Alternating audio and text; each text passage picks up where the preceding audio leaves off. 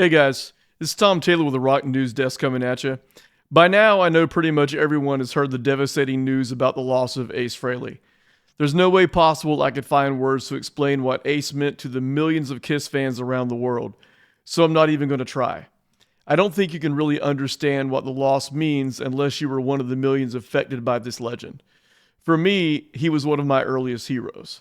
I've mentioned on this channel before about sitting in my room with my Donnie Marie Osmond record player and listening to records. It started with stuff like Spider-Man and Batman and even G.I. Joe records. But as soon as I discovered KISS around 1977, everything changed. My new heroes still wore tights like Batman and Spider-Man, but instead of wearing masks, their faces were covered with makeup. My older brother had the posters on his bedroom walls, and I would sit and stare at those posters. While each member was awesome in his own way, I was always drawn to Ace. Something about his character just seemed different than the others.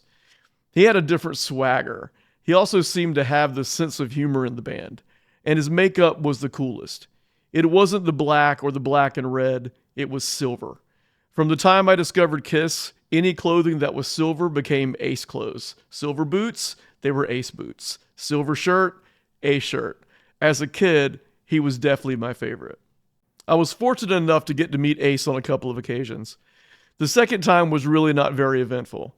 It was on the Monsters of Rock cruise in 2024, and the interaction was very brief. Anyone who was on the cruise and got to meet him at the photo op can tell you that there probably was not much to it.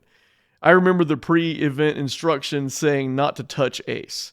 You basically walked up, faced the camera, Ace would give a thumbs up, they snapped the picture, and you moved on. Maybe you got a hi or a hello or a rock on, but that was about it.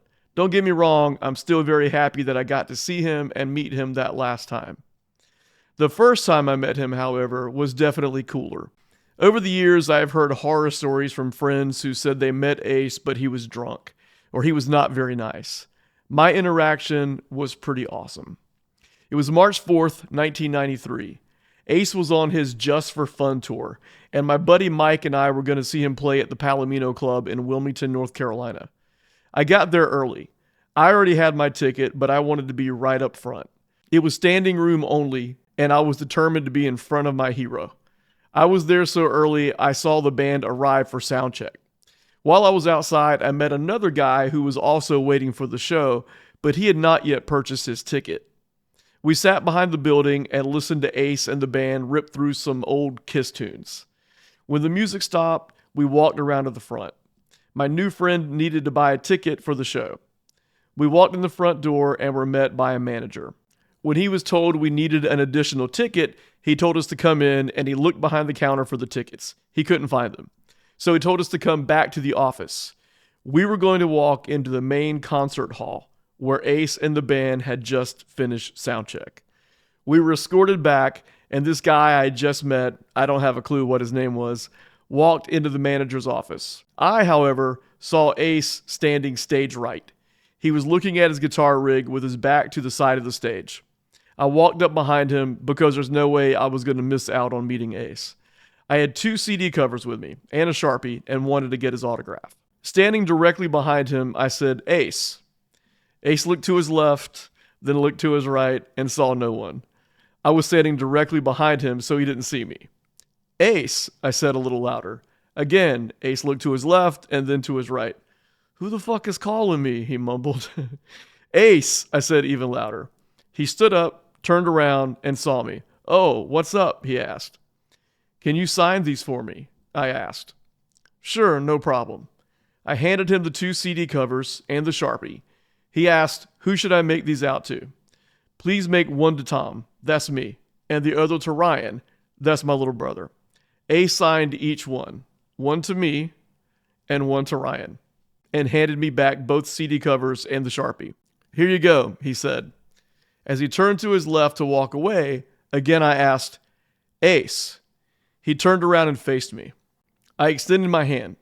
There was no way I could let that moment pass without getting a handshake from the spaceman himself. It wasn't about just shaking his hand. It was a show of respect. I knew he had heard it a million times before, but I just wanted him to know that he had touched my life in a way no one else had. He was my favorite member of my favorite band. And I was finally getting a chance, even though I wasn't saying the words, to let him know what he meant to me. He gave me a handshake, smiled, and walked away. I had just met the legend, Ace Frehley. I walked over to the merch booth to look at the t-shirts on sale. My new friend had still not come out from the manager's office, so I was going to wait around as long as I possibly could. Within a minute or two, Ace walked up beside me. He started cracking jokes to the two girls who were standing behind the merch booth who were preparing all the merch for sale. It was perfect. I had just met my hero, and now he's cracking jokes next to me.